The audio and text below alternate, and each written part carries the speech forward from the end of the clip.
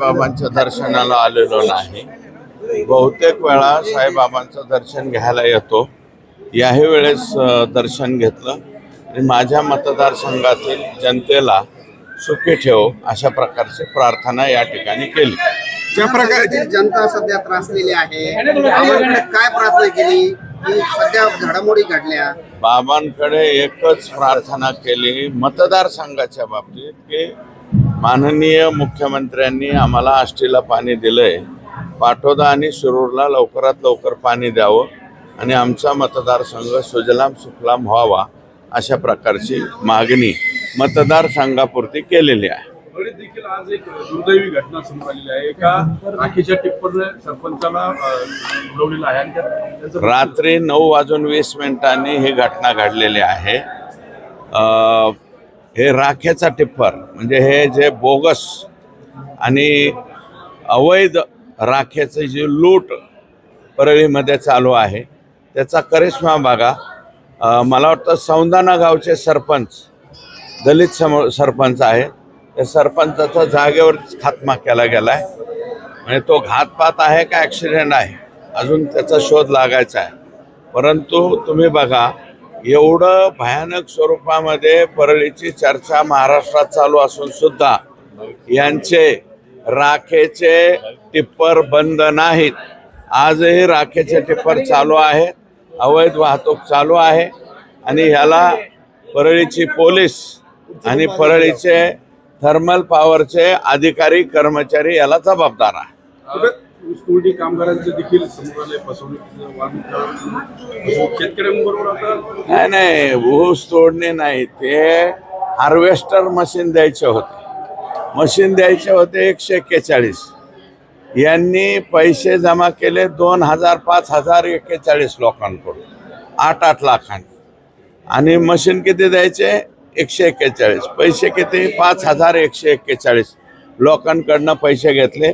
आत्ताच एक पहिला गुन्हा मला वाटतं पंढरपूर तालुक्यामध्ये गुन्हा दाखल झालेला आहे आणि असेच गुन्हे आता कोल्हापूरमध्ये दाखल होतील, अशाच प्रकारचे गुन्हे आता पुण्यात दाखल होतील, बीडमध्ये कदाचित होईल। हे अनेक लोकांकडून 8-8 लाख रुपये घेतलेत आणि घेतले त्याला पुराव्याची गरजच नाही। काल मला वाटतं त्यांनी मीडिया पुढे सुद्धा ते पुरावे दिलेले आहेत आणि बऱ्याचशा लोकांना परत पैसे मागायला आले म्हणून बीडमधल्या एका हॉटेलवरती दम देऊन काही ठिकाणी बाजूला नेऊन मारहाण करून हे लोक परत पाठवलेले आहेत। आका आणि आका याच्यामध्ये दोन्हीही सहभागी आहेत आणि हा करोडो रुपयांचा घोटाळा या ठिकाणी महाराष्ट्राच्या जनतेच्या पुढे आलेला आहे। 15 दिवसात बाहेर येतील, मोठे मासे बाहेर आहेत असं संजय राऊत म्हणाले आणि इतर आरोपींना मोक्का लावलाय, मात्र मोठे प्रोटेक्ट केलं जाते। अजिबात नाही, अजून त्यांना इकडच्या गुन्ह्यामध्ये ट्रान्सफर केलेलं नाही। विष्णू चाटेला काल मला वाटतं ट्रान्सफर केलेलं आहे आणि त्या 7ही जणांवर मोका लागलाय।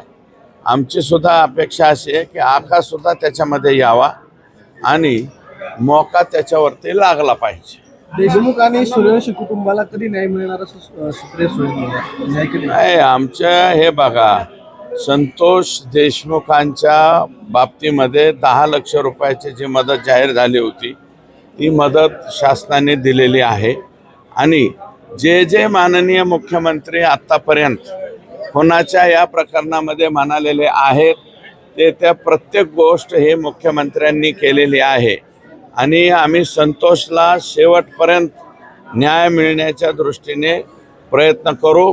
राज्याचे मुख्यमंत्री गृहमंत्री हे पॉझिटिव्ह आहेत आणि त्या दिशेने वाटचाल चाललेली आहे आणि जे सोमवंशीच्या बाबतीमध्ये काही कुटुंबियांचं त्यांचे विजय वाकोडे बाबा यांच्या बाबतीतला काही निर्णय झाला, अर्धा झाला, अर्धा होईल आणि त्यांच्या मुलाला धाकट्या मुलाला नोकरी लावण्याचा निर्णय झाला आहे आणि सोमवंशीच्या बाबतीत सुद्धा अजितदादांनी शब्द दिलेला आहे की त्यांच्या मुलाला नोकरी लावावी आणि संतोष देशमुखच्या सौभाग्यवती यांच्या बाबतीमध्ये मीच विनंती केली आणि मुख्यमंत्र्यांनी ती मान्य केली।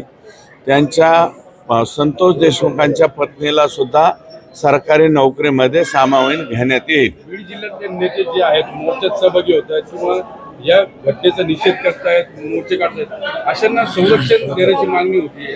शरद पवारांनी देखील केली होती. काय वाटतं तुम्हाला? नाही त्याच्या आम्हाला काही मला स्वतः व्यक्तिगत गरज भासत नाही, परंतु त्यांनी जे सांगितलं ते काळजीपोटी सांगितलं एवढंच मी म्हणेन. आम्हाला वैयक्तिक जर मला पोलीस संरक्षणाची गरज नाही. जनता हेच माझं सर्वस्व हे आहे. आणि जर कोणाला आमचं काही बरं वाईट करायचं असेल तर ते कोणत्याही माध्यमातून करू शकतात. संतोष देशमुखला इतक्या ब्रुटल पद्धतीने ते मारू शकतात, इतक्या अमानवी पद्धतीने मारू शकतात, तर ते कोणालाही मारू शकतात.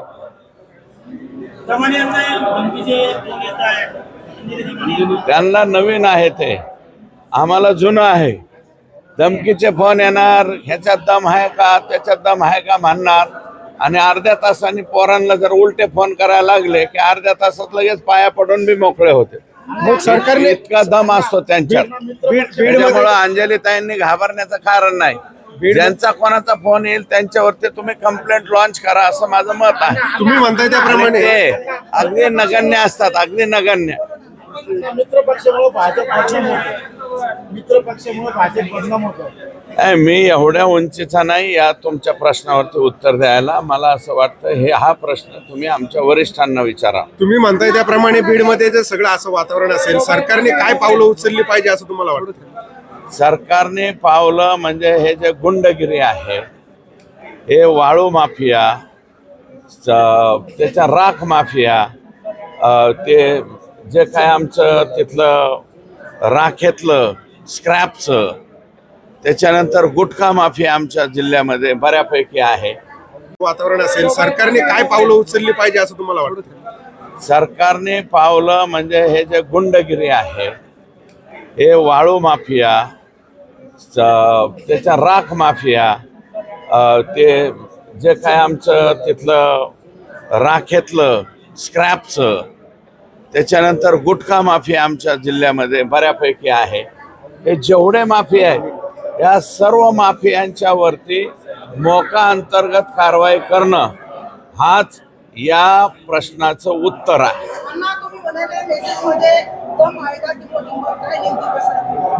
त्याच्यावरती काल बोललो ना, आणि जे दम आहे का म्हणले ना, त्याला मी म्हणलं ना, अर्ध्या तासात आमच्या पोरांनी फोन केल्यावर अर्ध्या तासात पाया पडला, एवढा त्याच्यात दम होता. हा, अंजली ताईंना जे धमक्याचे फोन येत आहेत, माझी दमानिया ताईंना विनंती आहे की त्यांच्या विरोधात कंप्लेंट लॉन्च करावी आणि ते नंबर सुद्धा त्यांनी प्रसिद्ध करावे. आणि त्यांना 2-4 जणांना उलटा प्रश्न विचारा, या अर्ध्या तासामध्ये त्यांचा दम संपतो.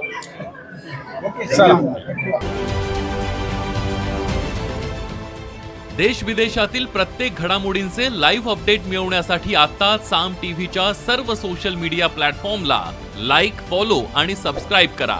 तसंच सर्व नोटिफिकेशनसाठी बेल आयकॉन प्रेस करायला विसरू नका.